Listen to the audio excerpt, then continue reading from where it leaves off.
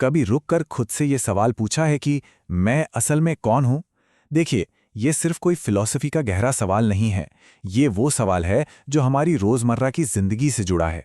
हमारी हर खुशी, हर दुख और हर इच्छा की जड़ में यही सवाल बैठा हुआ है।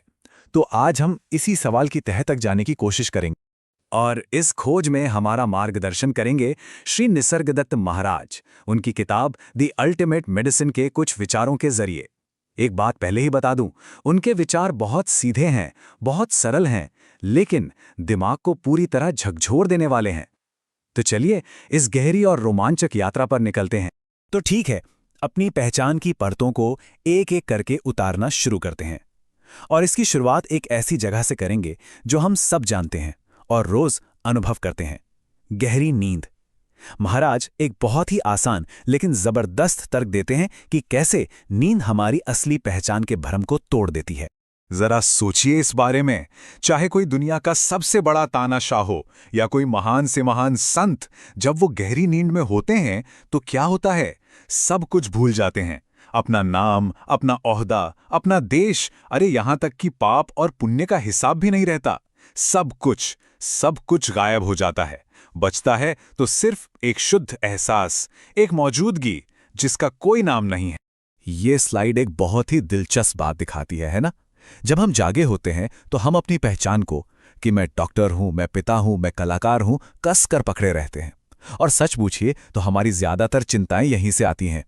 लेकिन गहरी नींद में जब ये मैं का भाव पूरी तरह से गायब हो जाता है, तब हमें मिलती है सबसे गहरी शांति। कमाल की बात है ये। तो मतलब हमारी जो ये पर्सनल आइडेंटिटी है वो एक कॉस्ट्यूम की तरह है, एक पोशाक जिसे हम रात में उतार कर रख देते हैं। निसर्गदत्त महाराज के अनुसार ये जो एक अलग व्यक्ति होने का एहसास है ना, यही तो सारा भ्रम है। और यही भ्रम सारी इच्छाओं को जन्म देता है, क्योंकि ये मैं जो है वो खुद को हमेशा अधूरा महसूस करता है। ठीक है, तो हमने अपनी पर्सनल पहचान को एक भ्रम के तौर पर देखा, लेकिन उस मैं हूं के एहसास का क्या? वो तो बहुत असली लगता है ना? चलिए अब इस पर सवाल उठाते हैं। यहां पर महाराज एक बहुत ही जबरदस्त शब्द का इस्तेमाल करते हैं, अन्न शरीर, मतलब भोजन से बना शरीर। ये हमें क्या याद दिलाता है? कि ये जो चेतना है, ये जो मैं हूं का एहसास है, ये और कुछ नहीं बल्कि इस शरीर का ही एक प्रोडक्ट है। वही शरीर जो खाने पर चलता है, यानी ये पूरी तरह से हमारे इस भौतिक शरीर पर ही निर्भर है। तो सबसे जरूरी बात क्या निकल कर आती है? कि ये जो चेतना है ये एक टेम्पररी चीज है, एक तरह का जादू है जो आता है, कुछ समय रहता है और फिर चला जाता है। ये असलियत नहीं हो सकती, क्योंकि जो असली है वो कभी बदलता नहीं। ये उदाहरण तो बिल्कुल सटीक बैठता है। जैसे रोशनी बल्ब के बिना नहीं रह सकती, बिल्कुल वैसे ही मैं हूं का एहसास भी एक चलते फिरते शरीर के बिना नहीं रह सकता। महाराज तो खुद अपना उदाहरण देते हैं कि ये मैं हूं का भाव उनके लिए 82 साल पहले शुरू हुआ था और एक दिन खत्म हो जाएगा। अच्छा, तो अगर ये मैं हूं का एहसास भी बस एक अस्थायी चेतना है, तो फिर इस दुनिया का क्या? ये जो दुनिया हमें दिखती है, चलिए अब इस क्रांतिकारी विचार को समझते हैं कि ये मैं हूं की चेतना ही साक्षी है और ये पूरी दुनिया इसी के साथ प्रकट होती है। ये बात हमारी पूरी हकीकत की समझ को चुनौती देती है।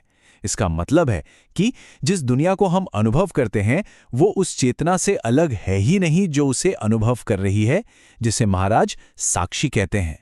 जब देखने वाला ही नहीं रहता तो देखने के लिए भी कुछ नहीं बचता। महाराज एक बहुत ही सुंदर उदाहरण देते हैं। जैसे सूरज की किरणें सूरज के बिना नहीं हो सकती, वैसे ही अनुभव का ये संसार भी उस साक्षी के बिना नहीं हो सकता। जब मैं हूं का उदय होता है तो पूरी दुनिया उसके साथ ही प्रकट होती है, और जब ये अस्त होता है जैसे गहरी नींद में, तो दुनिया भी गायब हो जाती है। और ये तो बहुत ही शानदार तरीके से समझाता है कि ये दुनिया एक फिल्म की तरह सिर्फ उस चेतना के लिए मौजूद है जो उसे देखने के लिए वहां है। अगर दर्शक ही हॉल से चला जाए तो उसके लिए फिल्म भी खत्म।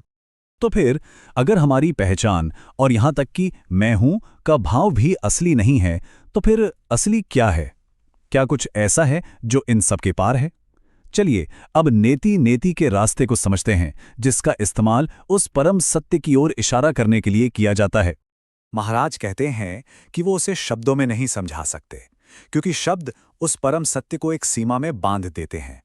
क्योंकि वो परम सत्य हर गुण से, हर क्वालिटी से परे है, इसलिए हम ये नहीं कह सकते कि वो क्या है। हम सिर्फ ये कह सकते हैं कि वो क्या नहीं है। यही है नेति नेति का रास्ता। Not this, not this. यह स्लाइड हमारे ईश्वर या परम सत्य के कॉन्सेप्ट को पूरी तरह से बदल देती है।